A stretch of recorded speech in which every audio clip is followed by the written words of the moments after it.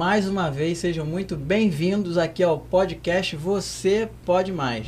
Meu nome é Rogério e estamos no episódio 9 e o tema de hoje vamos tratar do seguinte: os desafios da gestão de pessoas na cadeia produtiva de óleo e gás. Olá, eu sou a Aline Kilson, consultora empresarial, mentora de empresários que querem lucrar sem surtar. E hoje temos um convidado especial com um sobrenome muito chique, André Macondo. Isso. Empresário da área de alpinismo industrial. Seja bem-vindo, André. Pode Obrigado. se apresentar. Meu nome é André Macondo, sou empresário no ramo de tanto de treinamento como serviços, né? Serviço de caldeiraria, pintura, solda, mas voltado mais para acesso por cordas. Antes disso, você costumava correr de sunguinha na praia também, né? Era guarda-vida, é uma longa história. Mas a gente pula essa parte. Hoje eu não estou podendo mais, não. Então, seja muito bem-vindo. Macondo é um grande amigo que, apesar desse tempo todo de amizade, só hoje eu descobri que não é Marcondo. É Macondo. É isso aí. Bem, seja muito bem-vindo. Estou muito feliz de estar com você aqui hoje. Certo. É um tema que bem relevante para todo mundo, né? Principalmente para a nossa região. E a importância também da qualificação também na introdução das pessoas, dos profissionais no mercado. Então, pessoal, seja muito bem-vindo. A gente tem uma live sendo também produzindo em outras mídias aqui através do meu celular. Acompanhe nas outras mídias. Nossa principal mídia é o LinkedIn, o YouTube. Se fizer perguntas, seja para qualquer membro da mesa, a gente vai estar aqui respondendo. O Rogério está selecionando e responde aqui, tá bom? Tamo aí. Para começar, aquela frasezinha, né, Aline? Adoro. Tá, hoje, para começar, por maior que seja a sua pressa, lembre-se, não dá para colocar o tênis antes das meias. Exatamente. Vá por parte, já que o desespero pode te deixar de chulé. Se é que você me entende. Muito bom. Um coleguinha meu costuma dizer, não adianta adiantar. Não adianta adiantar. Muito bom. Bem, para acompanhar da semana passada, como a gente anunciou na semana passada, dia 3/9 saiu o PIB do segundo trimestre do Brasil. O Produto Interno Bruto do segundo trimestre de 2024 foi divulgado na semana passada e veio forte, veio até firme e forte. Segundo o IBGE, o Brasil cresceu 1,4% entre abril e junho. No final de 2023, o governo federal liberou o pagamento de cerca de 90 bilhões de indenizações judiciais. Eita! Lembra que é dos precatórios? Lembro. Que ficou sendo postergado? E aí finalmente foi liberado no final do ano passado e foi liberado por indenizações judiciais do Estado aos cidadãos e empresas. Por que isso é relevante? Porque muito se deve essa expansão do PIB a esse dinheiro que foi introduzido no mercado. Por isso que... Aí a equação fecha? Então, por isso que é meio fake. Quando esse dinheiro acabar, o Brasil de fato não está crescendo, né? Tá queimando o dinheiro que foi entregue para cidadãos, né? Cidadãos? É cidadãos ou é cidadãos? Eu sempre confundo. Marçal vai te ensinar. É cidadãos. Mas quando é cidadãos? Puro universitário. Então, esse dinheiro chegou às famílias nos últimos meses e pode ter contribuído para uma demanda maior por serviço. Do restaurante à consulta médica, mas o pagamento dos precatórios foi um fator pontual. Logo, o impulso para o consumo pode arrefecer na segunda metade do ano, que a gente deve sentir a partir de agora.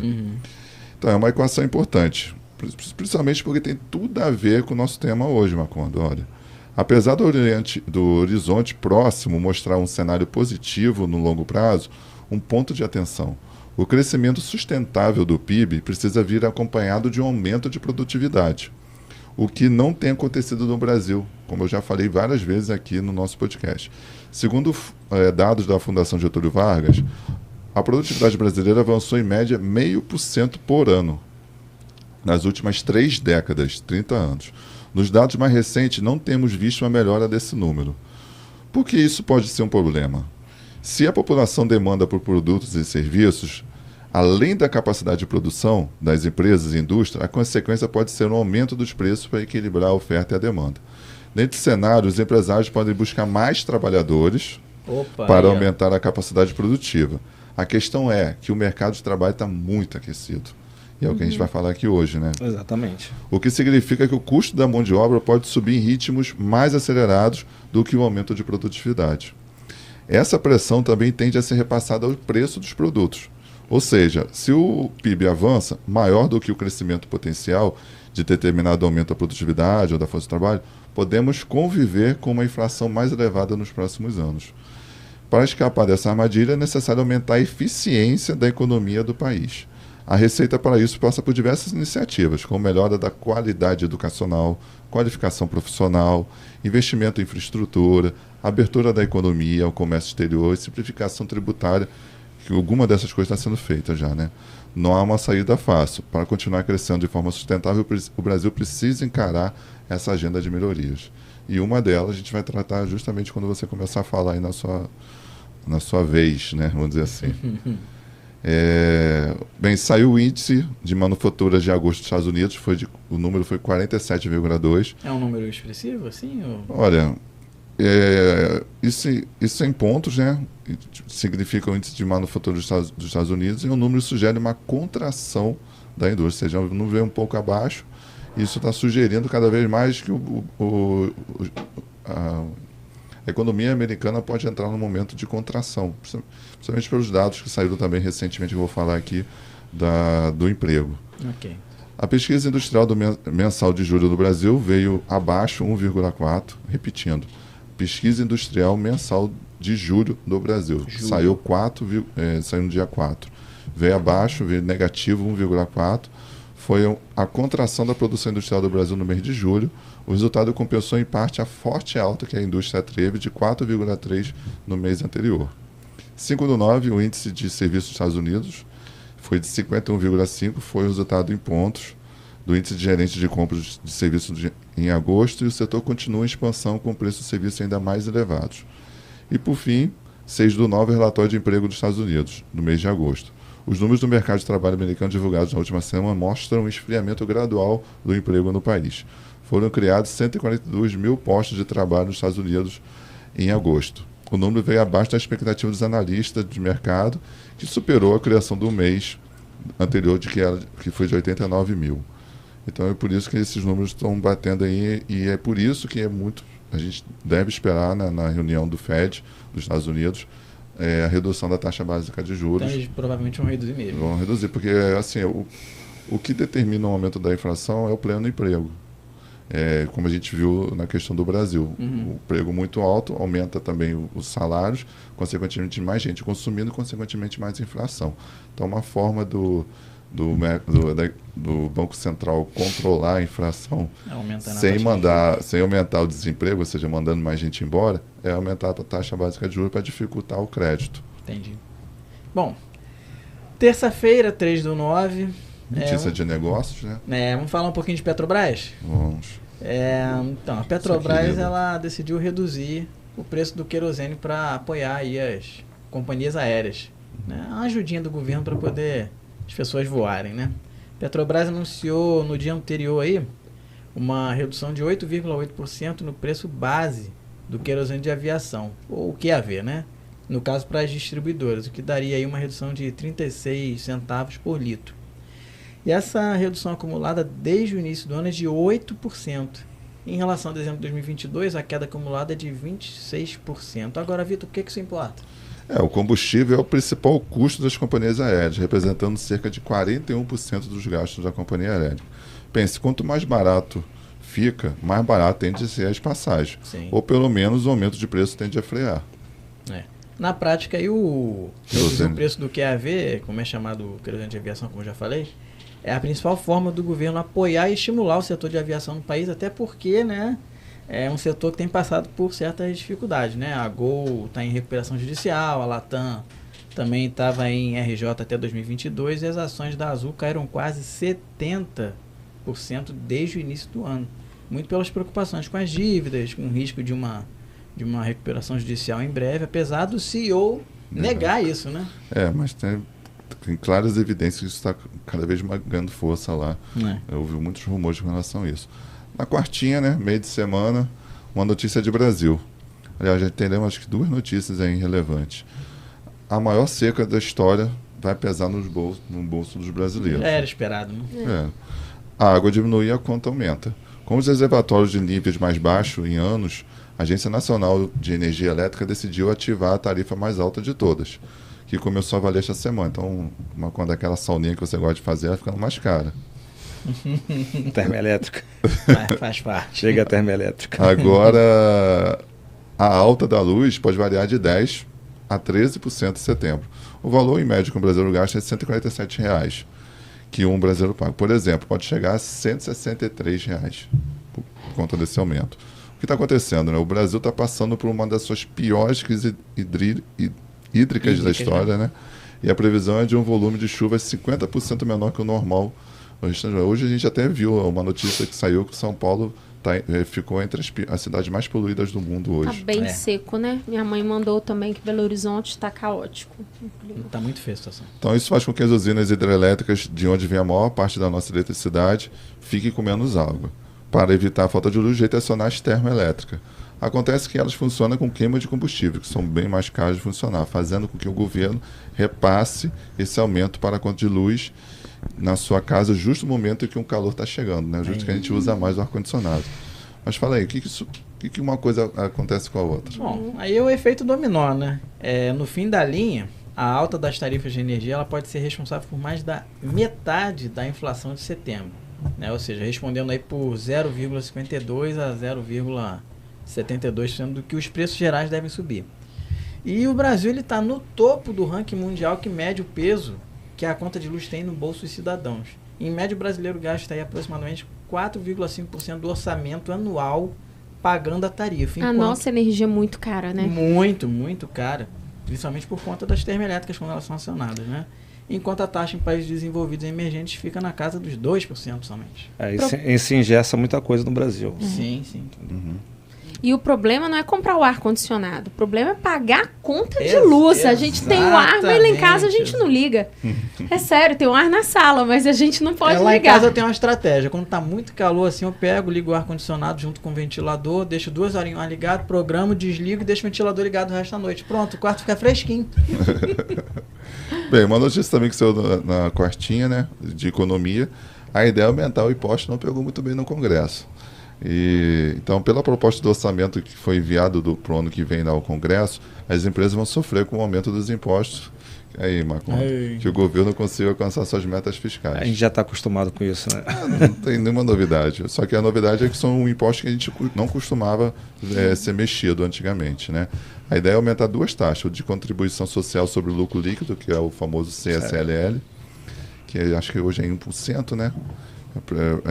E o juros sobre capital próprio, JCP. JCP, para quem não sabe, geralmente quando você compra ação na bolsa de alguma empresa, ela às vezes, geralmente ela te paga um dividendo, né? Ou seja, uma parte dos lucros, e quando tem algum excedente, ela paga o JCP, que é o juros sobre o capital próprio. Você ia falar alguma coisa? Tomar cuidado para isso não refletir no Simples Nacional também, né? A composição do Simples Nacional também tem esse imposto, mas está embutido. Está embutido, vai mexer em tudo. Uma vez que mexe em um, porque esse aí é uma alíquota federal, então é feito cadeia, né? E a previsão é aumentar de 2 a 5 pontos percentuais respectivamente. Ou seja, o CSL que hoje está em 1%, no meu caso, que é a empresa de lucro real, 1% deve ir para 2%, é o dobro, né? A gente está falando de o dobro. E é sobre o lucro líquido. Então, o mais impressionante é que assim, a gente está falando de um imposto de lucro líquido. Ou seja, tudo que aconteceu antes de chegar a esse imposto, eu já paguei imposto. É incrível, né, cara? Tudo já foi pago, daqui para trás já foi pago. O empresário no Brasil sofre demais. O que sobrou, de fato, depois de eu ter pago tudo, é o nosso lucro líquido. Eu já pago imposto sobre o que sobrou. E agora ainda quer aumentar ainda essa alíquota. Bem, tirando economia dessa conversa toda que a gente teve aqui, a equipe econômica de Lula quer arrecadar mais 21 bilhões por meio de aumento de impostos sobre o lucro das empresas e sobre os ganhos de acionista. O projeto foi até enviado em regime de urgência para os deputados e senadores que têm que decidir o assunto em até 45 dias. Agora, o que está por trás disso aí, cara? Bem, como sempre, a tentativa de aumentar impostos tem como objetivo alcançar a tão falada meta de déficit zero nas contas públicas do ano que vem. Basicamente, o Haddad admitiu que o governo precisa de 166 bilhões em receitas extras para terminar 2025, gastando o mesmo que arrecada com as contas públicas. Só rindo. Bem, logo que ele colocou a mão o mais interessante, quando o Lira recebeu isso aí, olhou isso daí, né? O Lira pegou a proposta de orçamento para 2025, olhou, botou isso aqui, opa, você está doido de botar isso aqui, não vou mexer nisso aqui não. Foi exatamente o que o Arthur Lira fez, deu um recado bem claro para o governo, isso aqui é improvável, quase impossível, como aquela música, né? É improvável, quase impossível. Assim espero. Os deputados, isso sem contar que a gente ainda vai ter aquela mudança tributária juntando todos os impostos. Os deputados e senadores têm até o final do ano para aprovar ou não o orçamento público de 2025. E ao que tudo indica, eles não ficaram muito contentes com o que receberam. Enquanto o mercado gera esses números apresentados, o governo bate na tecla que a economia do país continua tendo bom desempenho, com o PIB crescendo no segundo trimestre. Mas já explicamos o que compõe esse PIB do primeiro trimestre e a gente espera continuar a ver isso. Falou aí anteriormente, né? Bom, quinta-feira, quintou, vamos falar um pouquinho de economia, né?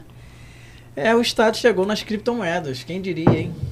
Se alguém investe em criptomoeda... Era para ser descentralizado, a gente até falou sobre esse tema na semana passada, sim, né? Sim, o Estado está de olho em tudo, né? A Justiça Brasileira fechou um acordo inédito de 5 anos com a Associação de Criptoeconomia para criar um sistema que liga o mercado de moedas digitais ao Poder Judiciário. Na prática, isso vai facilitar as autoridades a apreenderem, né, as criptomoedas com ordens judiciais em casos de suspeitas de fraude, lavagem de dinheiro ou outros crimes. Agora, explica um pouquinho pra gente aí. Então, a criptomoeda, você tem duas formas de comprar. Por conta própria, continua sendo irrastreável, e a segunda por uma corretora, que é o que a Justiça passa a ter algum poder a partir de agora. E aí vem a questão, né? As corretoras de criptomoeda, elas vão precisar se cadastrar num sistema, né? Aumentando o nível de regulação do mercado no país e a presença do Estado nas transações. Enquanto isso, por um lado, o movimento pode tirar parte do caráter de liberdade e ausência do Estado. Quando falamos de cripto, por outro, assim, a mudança, né, ela traz mais facilidade, né, para evitar ou remediar casos de golpes ou fraude, né? E seu entendimento, sempre que um juiz mandava uma ordem para bloquear ou confiscar valores em cripto, as polícias entravam, né, em contato com cada uma das plataformas e é um processo burocrático demais, né? E assim, o fato curioso é que o número de investidores em ativos digitais quase triplicou no país, passando de 1,5 milhão em 2022 para um pouco menos de 4,1 milhões no fim do ano passado. Isso que é tributado, né? Isso que que a gente consegue ter acesso, né? Porque o fato é que a criptomoeda veio para não ter nenhum governo por trás, mas infelizmente tem que... Em alguns casos, tem, assim, de fato, preciso ter algum controle, porque a gente está vendo lavagem de dinheiro do tráfico e tudo mais através das cripto.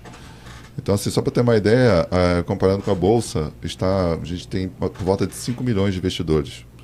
Só em cripto hoje no Brasil tem 4,1. Então, assim, tá muito estão quase iguais, né? Estão quase iguais. E agora, cestinha. Sexta-feira, 6/9, vamos falar de negócios. Opa. Só se fala em uma coisa no Vale do Silício, Founder Mood. Na semana passada, o CEO da Airbnb, Brian Chesky, ele deu uma palestra na sede da aceleradora Y Combinator, no coração do Vale do Silício. E a palestra foi tão boa que o fundador da YC, Paul Graham, decidiu escrever um artigo sobre essa palestra. Na verdade, ele estava falando que a forma de gerir empresas, né, estava equivocada. Que a grande tendência agora é o Founder Mode. Vou explicar. Antigamente, as pessoas gerenciavam por Manager Mode, ou seja, você tinha as áreas da empresa como algo fixo. Diz aos seus subordinados o que fazer, eles descobrem como, e é o modelo que é ensinado nas principais escolas de business no mundo. Agora a tendência é o Founder Mode, que é uma liderança mais direta e ativa, mas é menos preto no branco quando se fala em organograma. O líder continua atento aos detalhes da operação, ele dá ideias, ele mexe em produtos, mas ele é como no começo do negócio. Ele tem mais liberdade, ele joga em todas as áreas, não é tão engessado como no Manager Mode. E por que se importa? Porque as tendências da gestão que vem do Vale do Silício, você sabe que rapidamente vão ser aplicadas no resto do mundo, né? O Vale do Silício cria tendências. Sim. Isso ainda não está em nenhum livro, mas espera-se que cada vez mais as pessoas vão falar dessa nova forma de gerir e treinar pessoas também, né? E gerir pessoas nas empresas. Muito interessante. Agora, será daqui a quantos anos chega no Brasil? Olha só, eu quando eu li isso daqui, eu consegui facilmente fazer um paralelo com a nossa empresa, com a VV Consulting e a Med Group. Porque lá a gente não tem um organograma tradicional. Uhum. Então a gente fala assim para o colaborador da área financeira. Aqui no financeiro a gente tem isso, isso e isso. E só. A gente não tem um job description, não tem uma descrição de atividade para aquela pessoa. Você não recebe na hora que entra na empresa, pelo menos não no escritório, é claro que nos contratos com os clientes é diferente, mas no escritório você não recebe, você tem que fazer isso, vai fazer isso, isso, isso, todo dia de manhã você vai fazer isso, tal hora isso, tal hora aquilo. Não. O que essa técnica aqui, que parece ser tão inovadora, diz, é semelhante ao que a gente já costuma fazer lá. A gerência é isso. Agora cabe você trazer os resultados da forma como você achar interessante. Então, assim, permite a criatividade maior do colaborador, porque ele está entrando numa área financeira, ele pode trazer um BI da vida, um novo sistema, procedimentar. Isso não engessa ele com política, com uma descrição de atividade que só tem que fazer aquilo. Então, só diz que o setor tem que fazer e entregar. Agora, como vai entregar, isso vai depender da criatividade do colaborador. Perfeito. E o Forward Mode, que é uma coisa que eu também acho muito interessante, acho que o Macondo também deve estar bem próximo comigo nesse sentido. De fato, no início da empresa, isso é também uma falha minha pessoal, no início da empresa a gente ataca em todas as áreas, tudo, né? A gente vai para o comercial, visita cliente, participa da operação, pega tudo, ajuda a transferir uma coisa para o outro. E à medida como a empresa vai crescendo, praticamente você vai se isolando. Você vai cada vez mais ficando dentro da sala, fazendo o seu básico, conversando com um cliente ou outro, e vai perdendo esse tato do dia a dia. E aí, nesse ponto que ele tem falado, né? O fundador, vamos dizer assim, o modo fundador não pode ser perdido. Esse modo fundador, seja quem está fundando em si ou quem está na diretoria, tem que participar mais ativamente de tudo. Porque é dali que vai sair grande parte das melhorias do crescimento da empresa. Aquele velho ditado que todo mundo conhece, né? Quem engorda o boi é o olho do dono, O olho do dono, exatamente. Então, ou seja, não tem nada tão novo assim. E é tão óbvio que é até estranho porque que a gente não usa. Tomar cuidado que aqui a gente apaga muito incêndio, né? Lá fora funciona melhor. Aqui hoje, no Brasil a gente tem que todo dia... A gente no Brasil tem que aprender muito. Matar um leão por então, dia. Não pode nem mais matar um leão, porque senão o Ibama prende. Não, agora a gente tem que ser amigo do leão, cara. Tem que ser amigo do leão, cuidar bem. Geralmente você tem que ser amigo do leão, porque não dá. Sabe o que eu penso? Que os processos e a descrição de cargos, né, o job description, é importante. Só que jogador no futebol, jogador que joga em várias posições, ele não é mais valorizado. Claro. E eu acho que isso funciona na empresa no dia a dia também. Quem tem a habilidade, né, de estar em várias posições é muito bom. Me irrita muito assim a fala de eu não sou pago para isso, eu sou pago só para fazer isso. Isso é um pensamento, um mindset muito limitado, né? Que a gente tem muito de terceiro mundo ainda. Mas quando a gente tem habilidade para jogar em várias posições e pode contribuir ali no dia a dia da empresa, a gente cresce e é muito mais valorizado. Eu senti um pouco isso, assim, dessa tendência, né? Que no Brasil, isso que eu falei, não é tendência, né? Que aqui todo mundo realmente joga em todas as posições. Todo mundo não, né? Mas o líder, o fundador, tá ali para fazer tudo. Então, eu acho que tem que ter um equilíbrio ali entre um organograma, uma organização, processos para a gente apagar menos incêndio, né? Que eu acho que muitos dos incêndios que a gente apaga é por falta de ter um processo claro e definido. E eu acho que a gente ainda está engatinhando aí, principalmente falando de pequenas empresas, mas que é legal, sim, ter essa visão do todo, visão de dono. Eu acho interessante. Eu acho que você usou uma analogia excelente, perfeita, e foi o futebol. Porque, de fato, a gente vê muito isso acontecendo no Brasil. Imagina você dizer para um Pelé da vida, ó, Pelé, você vai marcar, você vai fazer isso, vai fazer assado. Ou mais recentemente, falar com o Ronaldinho Gaúcho, ó, você tem que ficar nessa parte do campo e você vai fazer isso aqui. Não, muito dos treinadores, quantas vezes já cansou de ouvir os treinadores falando para um Ronaldo, para um Romário, ó, vai lá e você faz o que você sabe fazer de melhor. Tem que fazer. Eu não sei se isso é uma questão cultural. A fala que você falou, eu não sou pago para essa função. Quando eu comecei a trabalhar no ramo offshore, eu adorava problemas. Principalmente problema que não era meu. Problema. Entendeu? Não tinha um problema que não era meu, aí sim, que a partir para cima, não, deixa que eu resolvo. Vou resolver isso aí. Isso foi ganhando status com isso, né? Claro. Os diferenciais, os profissionais diferenciados se destacam por isso. Por resolver problemas. Mais. Então, por isso que eu falo que dos jogadores que eu vi jogando, né, melhor dizendo, do início da década de 90 para cá, o jogador que mais tem minha admiração é o Ronaldo.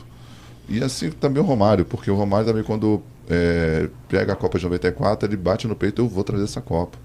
E o Ronaldo, quando perdeu 98, ele falou que traria a próxima Copa pra gente. Então eu imagino que assumir a responsabilidade, porque ele não joga sozinho.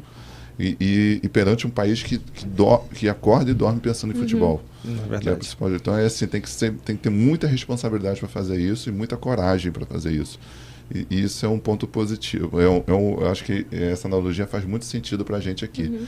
E ainda mesmo no futebol, né, o Fold Mode que a gente falou aqui, o modo fundador. O modo fundador, a gente vê que grandes treinadores foram jogadores. Guardiola, né?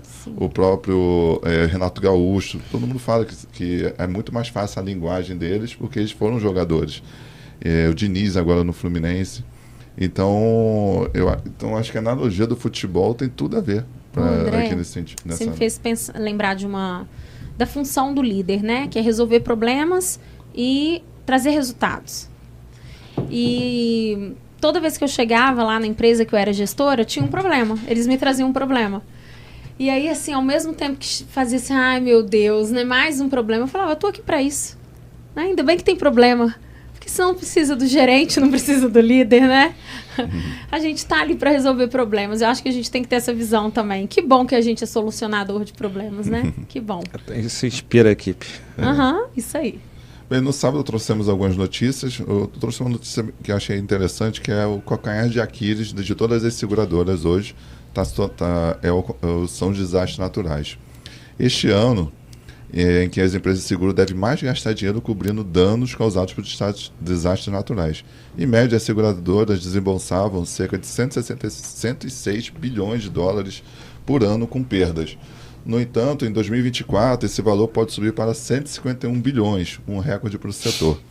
Quais são os motivos por trás disso? Cada vez mais pessoas estão construindo casas e negócios em áreas propensas a desastres. Áreas de risco.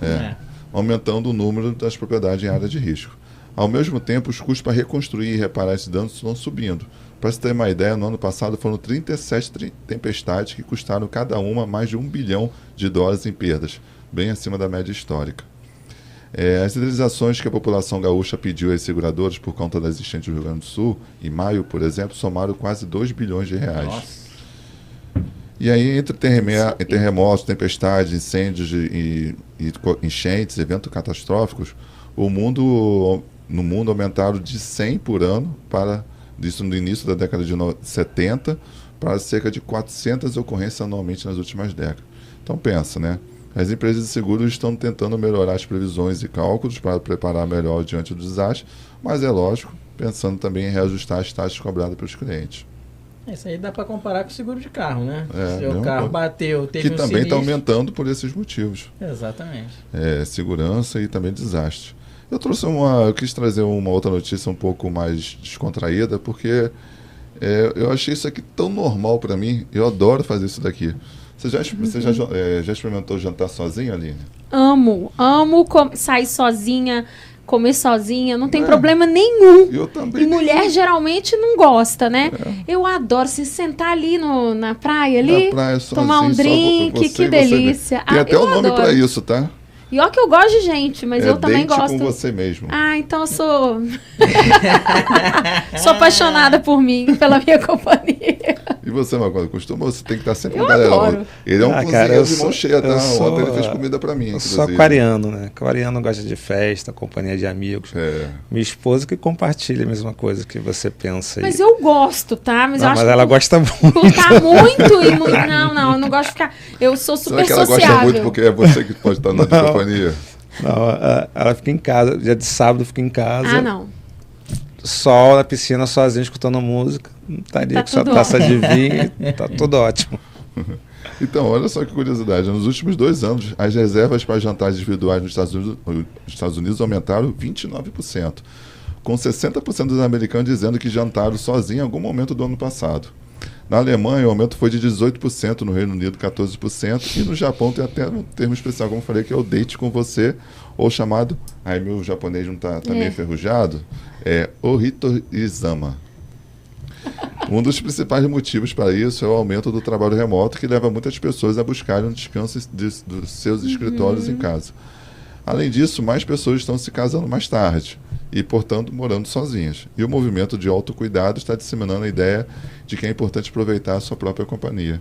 Se adaptando a movimentos de vários restaurantes, estão aumentando os assentos no balcão e oferecendo pratos com porções menores. Que bacana. Então, a relevância dessa notícia foi isso, né? Para você que é empresário ou trabalha no ramo gastronômico, tem que pensar nisso, né? Existe hoje cada vez mais. No Brasil, acho que como a gente viu aqui na mesa, todo mundo está acostumado a fazer isso. Então, no Brasil, talvez não seja nenhuma novidade, talvez pelo fato de a gente ter litoral, paisagens, o que permite a gente sentar e contemplar a natureza, diferente de outras regiões.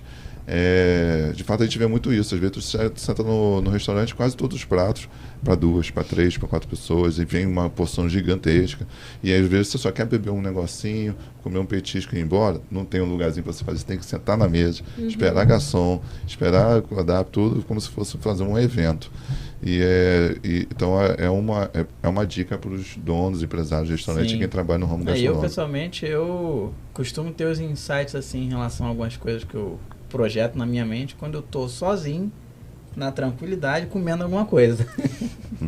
Para finalizar, pessoal, algumas rapidinhas do dia de hoje, né? Edmundo Gonzalez correu de Maduro, foi para lá na Espanha, porque está para o país está foragido, né? Depois foi decretada a prisão dele.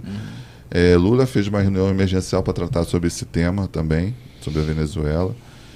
Hoje a gente ficou conhecendo o iPhone 16. Eu não cheguei a ver quais são as grandes funcionalidades dele agora. Mudança, diferença? assim, mudou por dentro. Por fora, E o AI, né? E a inteligência artificial foi o que mais mudou. Uma pesquisa mostrou que se os americanos votassem hoje, Donald teria vantagem de 1 ponto percentual sobre a Kamala Harris. E temos uma nova bilionária na revista Forbes, Selena Gomez. É uma das bilionárias mais jovens do mundo. Que Por causa legal. dos filmes, séries e músicas? Não, foi né? por conta da linha de cosmético dela, Mary Burke, que teve um valuation de $2 bilhões recentemente. Que bacana. E mais uma do governo, que está estudando aumentar impostos que não precisa de autorização do deputado, porque ele está vendo que está difícil arrumar o aumento dos impostos lá, que tem que passar pelo Congresso. Então ele vai tentar aumentar os impostos que ele pode fazer com uma canetada, que é o caso do IOF, Imposto de Importação e Imposto de Exportação. Que beleza. Os incêndios continuam ainda gerando fumaças que atravessam o país de um dia para o outro. Em 2 dias, nos últimos 2 dias, foram detectados 8.000 focos de queimada no Brasil. Bem, gente, para finalizar aqui e dar prosseguimento com o nosso convidado, para acompanhar na semana que vem, dia 10/9, IPCA de agosto do Brasil, 11/9, pesquisa mensal de preços de julho no Brasil, 11/9 também, a inflação consumidor de agosto dos Estados Unidos, 12/9, pesquisa mensal do comércio de julho do Brasil e 12/9, decisão de política monetária da zona do euro. E a frasezinha vai deixar final? Vou deixar para o final, né? Beleza. Pessoal, só aqui no Você Pode Mais que você é informado desse jeito aqui. Duvido você encontrar um podcast que você seja informado como a gente informa aqui. Bom, vamos agora novamente aí introduzir o nosso convidado, por favor, sem duplicidade, tá? Não, você falou certo, né? Novamente, meu nome é André Macondo, sou empresário aqui na cadeia de óleo e gás. E estou aqui para colaborar com Você Pode Mais, é isso? Podcast, Você Podcast. Pode Mais, exatamente. O André trabalha com gestão pública também, André? Não trabalho. Mas depende dela também em muitos casos. Né? Depende. Depende do que for. Assim, tudo é questão de necessidade, né? Se você tem uma solução, você pode atuar. Né? Mas a gestão pública não é meu forte hoje. Fala um pouquinho, André, pra gente sobre a sua empresa de treinamentos. Como que a pessoa chega para sua empresa, como que ela sai preparada para o mercado? Então, a minha empresa é uma empresa de acesso por cordas, né? A gente está certificada em duas classificadoras, vamos dizer assim, que é o IRATA e a ANIAC, né? São duas certificadoras reconhecidas. A IRATA é internacional, né? A IRATA é uma associação mais antiga, assim, tem um respaldo internacional mais antigo. Né? Por exemplo, se você for fazer... Hoje você no Brasil, essa questão de certificação, ela é regida pela questão do Inmetro, né? Tipo assim, para você ser uma certificadora de mão de obra no Brasil, né, você tem que se habilitar no Inmetro para você poder emitir o certificado. O IRATA, um tempo atrás, né, alguns anos atrás, não era, né, e deixou de valer no Brasil. Né? Aí se formou essa associação e aí a gente conseguiu credenciar ela, né, junto ao Inmetro, e aí sim, ela voltou a ser operacional do Brasil. E outras certificadoras tem também do acesso por cordas. A Bend também é uma certificadora, né? E a NEAC também. Né? Então, quando começou essa confusão, a briga era com a Bend, né? Era com a Bend, porque antes não tinha, né? Não tinha... A Petrobras começou a usar, assim, eu sou o primeiro escalador IRATA do Brasil. Exatamente. Legal. Né? Eu nem gosto de falar muito isso. Eu ia perguntar, como que você fundou essa empresa? Como que você chegou nesse negócio? Na verdade, naquela época, quando eu era guarda-vida... Você era guarda-vida. Era guarda-vida. E eu tinha as operações de montanha. Como sempre também, né? Tinha as operações de montanha e eu sempre participava, né? E a gente fazia muita caminhada. Um belo dia, um gerente da Petrobras, né, que já tinha conhecimento das técnicas de acesso por cordas sendo usadas lá fora, né, mas no Reino Unido, né, nos campos offshore, né, europeus. Mar do Norte. Mar do Norte. Aí ele falou, vamos tentar usar isso aqui e tal, vamos tentar padronizar, fazer os procedimentos e tal. Então comecei a atuar. Não sendo problema meu, mas comecei a atuar e tentar resolver isso. Então a gente conseguiu montar a primeira DIP da Petrobras, que seriam as diretrizes internas da Petrobras sobre acesso por cordas. E começamos a fazer o curso lá na Cefet, né? A gente conseguiu uma parceria com a Fundacentro e a Cefet e começamos a dar os cursos e qualificar a mão de obra local, né? Aí isso já deu um respaldo jurídico para as empresas poderem contratar. Essa era uma mão de obra necessária aqui na cidade por conta da exploração do petróleo? Era necessário, ainda é necessário, ainda falta mão de obra. E as pessoas que vinham trabalhar eram estrangeiras, era isso? Exatamente, eram estrangeiras. Que legal. Não tinha qualificação aqui na região. Assim, só para explicar do ponto de vista técnico, né? Basicamente, para você fazer, por exemplo, uma pintura a bordo, uma inspeção no tanque, você basicamente só tem duas formas. Ou por andaimes, ou por acesso por corda. Exatamente. Só que qual é a vantagem de um por outro? Aliás, no corda só tem vantagem. Porque no andaime você vai ter que gastar espaços gigantescos, aluguel, espaços gigantescos para guardar toda aquela parafernália de andaime, pau de carga, madeira, tempo a montar. Enquanto, às vezes, por exemplo, para você fazer a inspeção de um vaso ou então de um deck, você vai ter pelo menos aí uns 20 metros quadrados só para ocupar o material. Na verdade, você tem vários custos envolvidos, né, na questão do andaime e acesso por cordas. Um é a logística. Né? Para você fazer, sei lá, 200 metros quadrados de andaime, caminhão para levar até o porto, transportar do porto até a embarcação, aí tem a questão do lastro da embarcação. Então, tem uma série de cálculos que foi feito e viu se viu que é 1000 vezes mais viável você usar acesso por cordas. Até a questão de acidente é bem menor, né? Muito tempo atrás, uns 8 anos atrás, a gente fez um estudo, né, para quantificar a quantidade de acidentes que tem por andaime no Brasil, né? Dentro da CAT, né? Com afastamento, sem afastamento e com vítimas fatais. É enorme, entendeu? Acho que o acesso por corda no Brasil veio e de uma tal forma teve um crescimento muito rápido. Hoje são mais de 60 mil pessoas trabalhando por acesso por cordas, né? E ela veio e diminuiu drasticamente os acidentes em relação ao trabalho de altura, né? Então não é uma coisa nova no mundo, mas vamos botar assim, 10 anos, 15 anos que fomentou bastante acesso por cordas. Eu acredito que é novo, mas hoje está muito bem regulamentado, né, com normas nacionais e normas internacionais. Por que você acha que ainda tem mais demanda do que mão de obra qualificada? Por que mais pessoas não se qualificam, uma vez que o mercado está sedento por esses profissionais? Então, aí a gente vai cair na questão da gestão de qualificação, né, gestão de mão de obra, né? Você tem... O que você tem no mercado hoje? Né? Você tem as pessoas que... Você tem as obras, né? Macaé, por exemplo, na região aqui. Você tem um investimento nos próximos 4 anos de 147, 148 bilhões nos próximos 5 anos. Né? Então você tem investimento, só que você não tem a mão de obra para poder fazer as obras, né? Executar os projetos. Os projetos. Isso é um problema muito grande. Mas tem a necessidade porque as pessoas não se qualificam. A demanda não consegue atingir a demanda, porque são cursos caros. Ninguém consegue fazer um curso desse, entendeu? A iniciativa pública, né, o poder público tem um papel fundamental nesse sentido, porque principalmente aqui na nossa região, que recebe recursos para isso.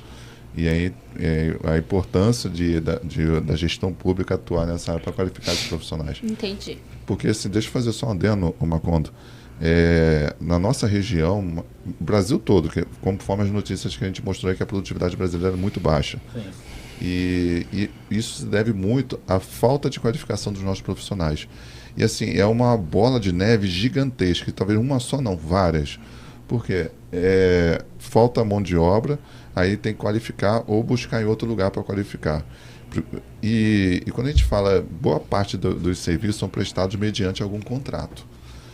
Vamos dar um exemplo mais fácil aqui. A Petrobras, que é uma empresa de economia mista, ela joga no mercado uma necessidade dela para as empresas cotarem. Então, vamos supor, eu preciso de 10 alpinistas industriais durante 3 anos. O Macondo vai preparar a proposta dele baseada no conhecimento dele da área dele. Custa botar R$3.000, embarque mais 30%, mais 20%, mais a logística da pessoa saindo daqui ou saindo de tal cidade. Põe o BDI. Aí vai montar seu BDI e tal, os seus impostos vai colocar.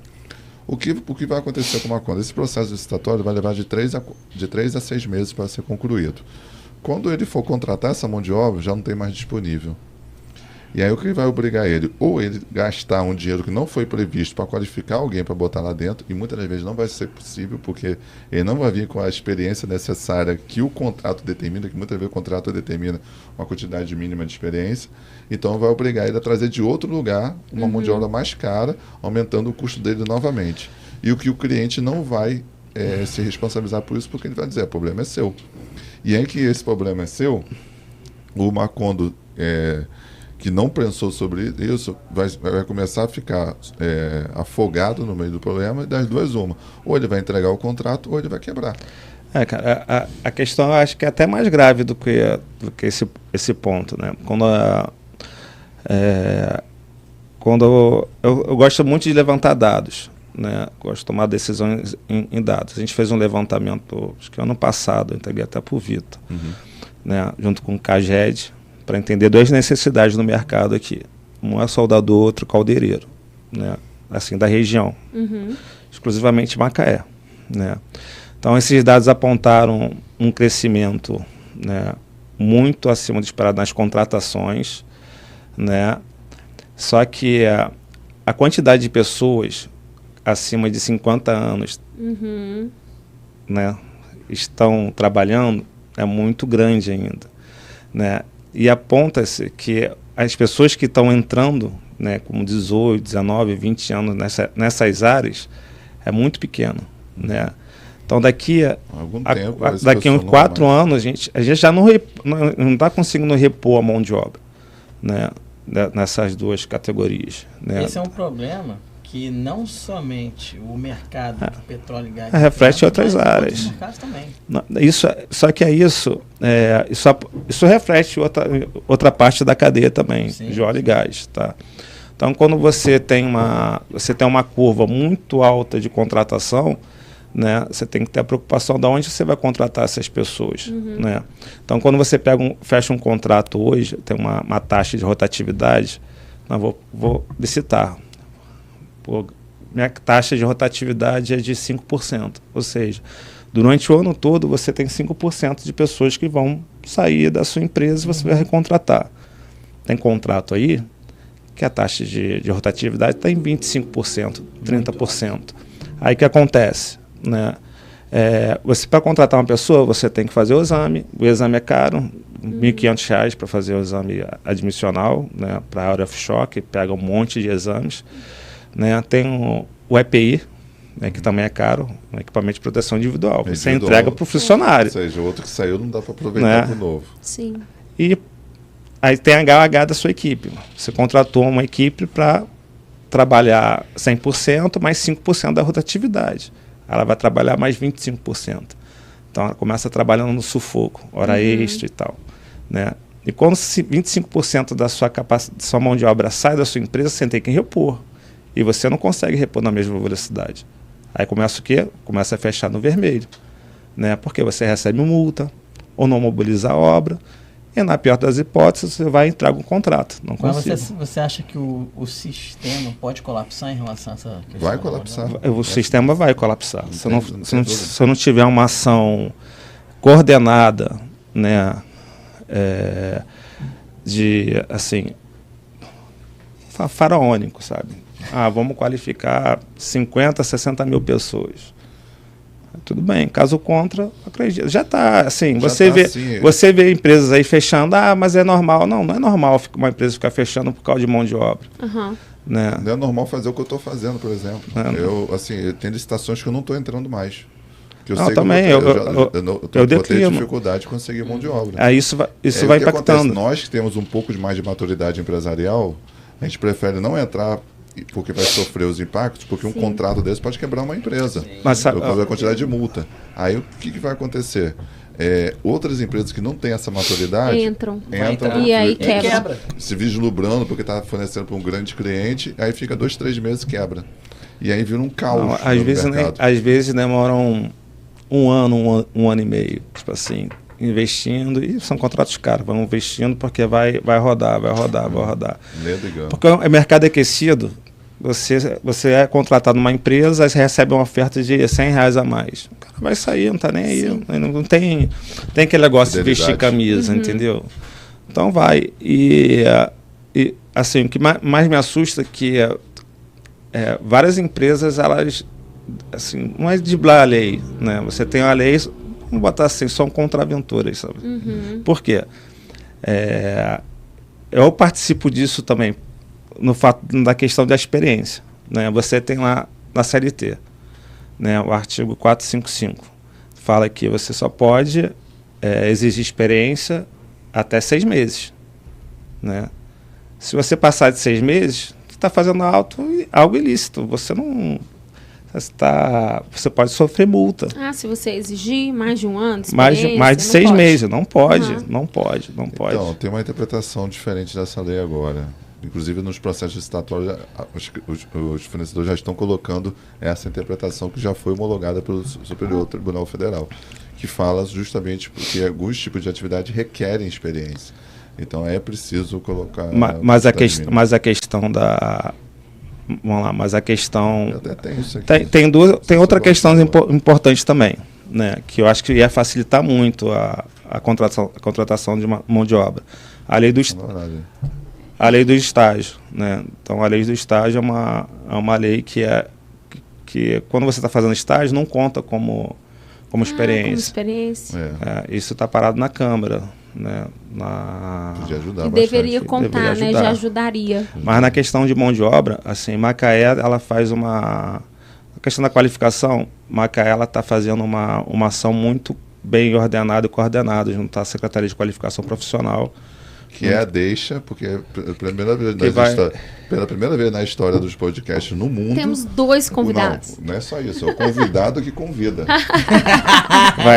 É o Denis Madureira, Bacana. que foi secretário de Qualificação Profissional, e ele pode falar um pouco mais sobre traz essa... ele lá pra gente falar já logo esse assunto. A gente tem 10 Só minutinhos. inédito, tem primeira vez no podcast, tem 2 convidados e um deles traz o outro. Gostei disso, convidado convida. As minhas festas isso não acontece não, convidado não convida não. Quem é o seu Denis? Boa tudo noite. bem? Boa noite, tudo bom? Tudo bem, Aline? Boa noite, prazer. Seja bem-vindo. Se sente aí. Então, Denis, seja muito bem-vindo aí. A gente começou esse tema aí falando sobre qualificação profissional e a gente percebeu que você foi um cara que batalhou muito por isso aí. Nós, como empresários, o nosso podcast ele trata de uma forma nacional, né, da problemática que muitos lugares têm. Então, a gente procura, dentro da nossa região ou não, às vezes convidado externo, para trazer a solução que pode servir para a dor de qualquer outra pessoa no país. E, por acaso, nós tínhamos aqui perto um secretário, você foi secretário, né? Ali a tua pasta era uma secretaria, correto? Isso, secretaria. E aí a gente percebeu que os resultados que ela trouxe foram muito positivos e ajudaram muito o empresariado como um todo, né? Aí a gente tem umas perguntinhas aí para você. A gente estava falando da dificuldade da mão de obra qualificada, principalmente em áreas muito específicas, como a exploração de petróleo e gás. E aí a pergunta que a gente gostaria de fazer, que foi a deixa que o André, né, fez aqui, é como que o poder público ajuda na questão da mão de obra, da qualificação da mão de obra. Então, boa noite, Vitor, os colegas aqui presentes, obrigado por esse convite. Na verdade, eu até ouvi ele, é até engraçado, convida. O convidado convida. Então, assim, obrigado por essa oportunidade. Eu tenho até... nesse período que a gente está vivendo agora, eu tenho ido em poucos. Eu fui até agora em dois podcasts, porque acaba que alguns são tendenciosos, né? Mas eu sei que você é um cara muito correto, um cara muito íntegro. Então eu falei, Maconda, eu vou lá porque é o Vitor. Eu sei que ele é um cara sério, não toma partido. E aí a pergunta... Qual é a interferência, né, da qualificação para os empresários? Né? Eu vou relatar uma historinha e aí acho que vai responder sua pergunta. Hoje, né, pelo menos no período que eu embarquei 8 anos da minha carreira. É mesmo? Eu entrei, né, no mercado offshore como auxiliar de almoxarifado. Na verdade, eu tinha um curso de almoxarife. E aí, mas entrei como auxiliar, porque eu não tinha experiência, e eu dei 3 meses, né? Na verdade, eu pedi 3 meses pro meu responsável de setor. Eu falei, com 3 meses, você vai me colocar como almoxarife. Com 15 dias eu embarquei, porque naquela correria de UTC, precisou, embarquei. Eu falei, eu nunca mais desço dessa unidade. E eu falei, e assim que eu fui fixo lá, eu falei com o cara, com 7 meses, no máximo 8, você vai me reconhecer como almoxarife. E aí foi, na primeira unidade, 3 promoções, na segunda unidade mais 2, totalizando, eu fiquei com 6 promoções. Encerrei minha trajetória embarcado como técnico de planejamento. Mas aí, voltando para a colocação, eu vi, num período que eu fiquei embarcado, que as empresas, elas contratavam muito mão de obra de fora. Por quê? Porque as mãos de obras locais, elas não estavam qualificadas. E aí, você tinha custo de hotel, você tinha custo de moradia, você tinha custo de passagem aérea na época, tinha esse benefício. E aí, para o empresário, ele gastava com salário, gastava com alimentação, gastava com hotel. Então, qual foi essa troca para os empresários? Quando a gente entendeu o mercado, porque primeiro a gente tentou entender o mercado. A gente não saiu Assim que eu assumi a secretaria, eu não saí, vou sair qualificando, porque vou sair dando palestra, igual a gente teve muitos relatos, não. A gente primeiro entendeu o mercado, para onde que o mercado estava indo, para tentar fazer o casamento perfeito. Não, vamos qualificar nessa área, porque essa área... A primeira empresa que eu entrei foi se não me foge a memória, foi a Mota. Foi a primeira empresa que me deu a oportunidade para tentar entender o mercado. E eles me deram uma informação que teria uma grande quantidade de contratação em massa de montador de andaime na época. E aí eu falei, opa, eu tenho que arrumar esse curso de qualquer jeito. Porque eu pensei assim, se eu qualificar essa turma nesse determinado curso, vai casar que vai ser pessoas aqui de Macaé. E aí eu falei com ele, se eu qualificar na área que você está me pedindo, você me dá uma porcentagem dessas vagas?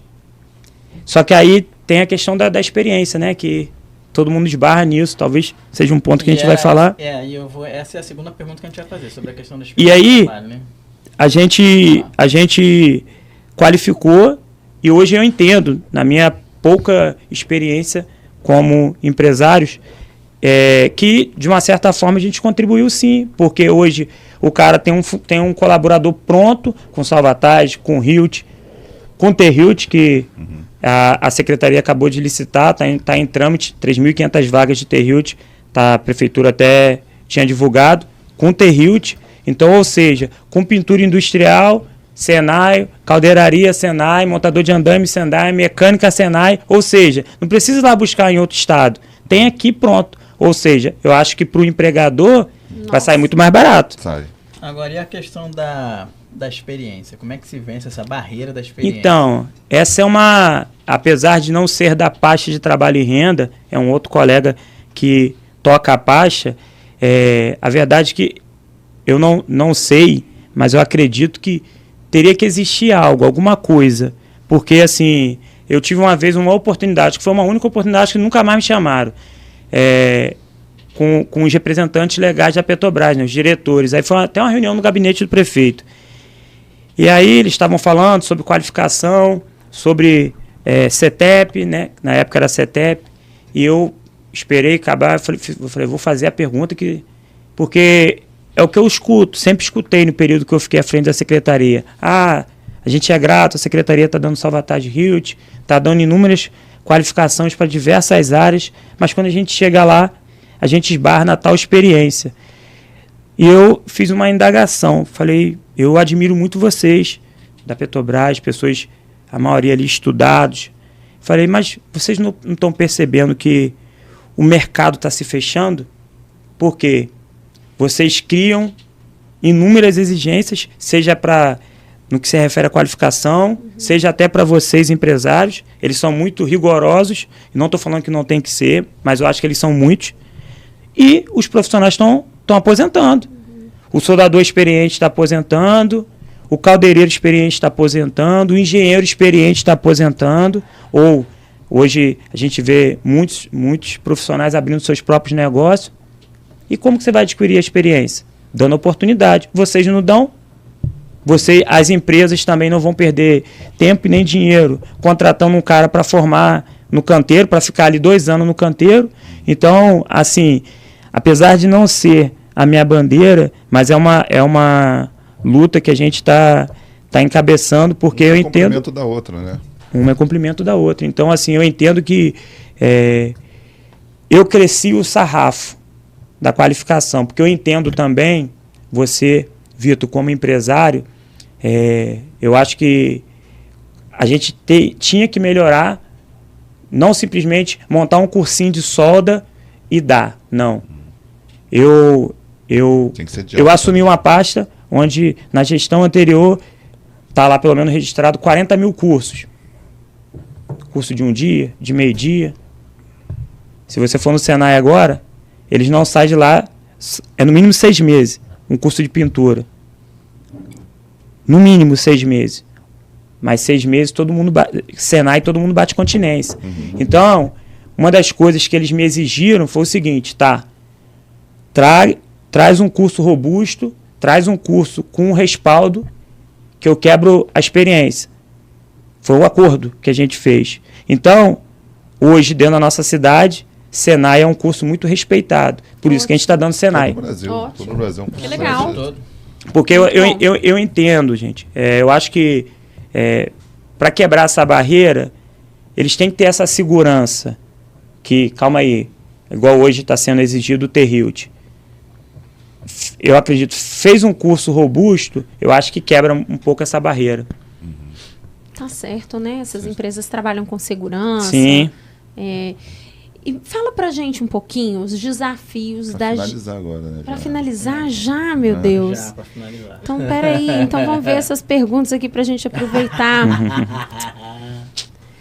Fala pra gente um pouquinho, quantos moradores de Macaé, né, vocês já atenderam, já conseguiram qualificar aqui na cidade? Qual o retorno desses alunos hoje no mercado de trabalho, efetivamente? Então, a gente assumiu a Secretaria de Qualificação Profissional em 2021, pegamos 2 anos de pandemia, 2 anos parado. Eu agradeço a Papai do Céu, não pelo que se refere à pandemia. A pandemia foi um momento triste para muitos cidadãos de bem. Mas, para mim, na época que assumi a pasta, foi um momento que, como eu não podia encher uma sala de aula com alunos, devido a tudo que o país estava vivendo, foi um tempo que eu parei para estudar, para tentar entender, para ver para onde que a gente ia qualificar. Teve como planejar. Isso, a gente planejou. Infelizmente, num momento triste, mas a gente teve esse tempo para planejar. Finalizei esse trabalho em abril de 2024. 12 mil macaenses formados. Dos 12 mil macaenses formados, os relatos que a gente teve.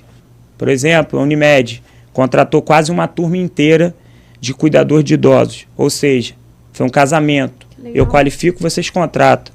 Agora estamos fazendo a mesma coisa com...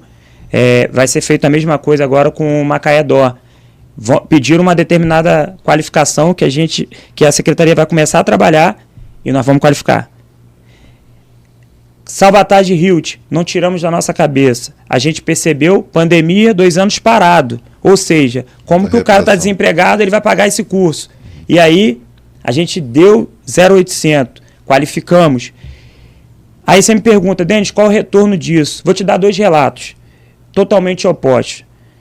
Vitor, eu fazendo uma compra no mercado açaí, um senhor me olha, né, meio que me aborda. Posso falar com o senhor? Pode. Posso te dar um abraço? Pode. E aí, posso te dar outro abraço? Pode. E aí ele foi e falou assim, posso te apresentar minha família? Pode. Me apresentou a família dele, esse aqui é meu filho, minha filha, minha esposa. Ele falou assim, depois de 10 anos, você está me dando a oportunidade de fazer uma compra. Só que eu não trago isso para mim. Eu falo que eu fui um instrumento que estava dentro da pasta e que executei algo. O recurso não é meu, ele é público. Mas é gratificante. Um pai de família que estava há 10 anos fora do mercado, e aí eu sou criado em comunidade, eu sei essa realidade, viver essa realidade de perto, do pai que às vezes, calma aí, ou a gente come, vende ou a gente para pagar a janta. Isso aí, ou a gente qualifica nossos filhos. Sim. E o dele não foi diferente. Ele teve que trabalhar à noite para fazer o curso durante o dia. E depois de 10 anos, um soldador. E aí você me pergunta, Denis, nunca mais vi ele. Nunca mais vi. Relato é que eu não sei nem se eu vou encontrar ele um dia, mas o que eu sei é que ele está no mercado de trabalho. Legal. E o último foi agora. Eu indo para um compromisso dentro de uma periferia da nossa cidade, fui parado por um rapaz que infelizmente, um jovem, que felizmente, porque infelizmente ele ainda estava, mas estava de saída, no poder paralelo. E aí eu abordei ele para pedir uma informação dentro de uma comunidade, e aí ele perguntou meu nome, qual é o seu nome? Aí eu falei, meu nome é Denis Madureira. Ele rapidamente deixou num canto, pediu para me abrir a porta e me deu um abraço. Ele falou assim, eu quero te agradecer. Ele foi numa bolsinha que estava pendurada com ele, abriu e falou assim, hoje é meu último dia aqui. Eu estou semana que vem indo embarcar, consegui um emprego, graças a você. Que legal. E graças a uma parceria que a gente fez, município, com o empresário Macondo, porque a gente só teria como ofertar o Salvatagem Hilt mas ele tinha uma experiência, né, numa outra determinada área, e eu procurei o Macondo, me ajuda aqui, esse rapaz que, na verdade, tipo assim, eu pedi por um cara que estava me pedindo uma oportunidade, só que eu não sabia que era para esse rapaz. Um cara estava pedindo para um filho dele. E depois ele me deu esse relato. Ele falou, não, rapaz, meu pai pediu para você. E aí, então, assim, o que acontece? Hoje, isso não tem nada a ver com política, não tem nada a ver com receber algo em troca. Isso tem a ver porque quando a gente prepara as pessoas, né? O Vitor é um empresário aqui da cidade. Quando a gente prepara as pessoas para as oportunidades que o município vem gerando, Macaé está crescendo e crescendo muito, né? Eu agradeço muito ao trânsito que eu pego todo dia. Porque triste era quando a cidade não tinha trânsito. Porque a economia não estava girando. Hoje a nossa economia está girando. Hoje qualquer coisa que se abre em Macaé, nós temos uma terra abençoada. Tudo que se abre em Macaé, o cara ganha dinheiro. Tudo. Tudo que você abre em Macaé dá certo. Principalmente quando a gente tem uma gestão que trabalha para o empresário. Uma coisa que eu guardei, que eu ouvi do prefeito Albert Rezende, empresário em Macaé tem que ter tapete vermelho. Não tem que ter dificuldade zero. Porque é ele que gera o emprego. E você gerando emprego, essas pessoas que a gente qualificou vão estar empregadas. É isso. Então... Eu guardei essa frase aí, vou usar. Pode usar.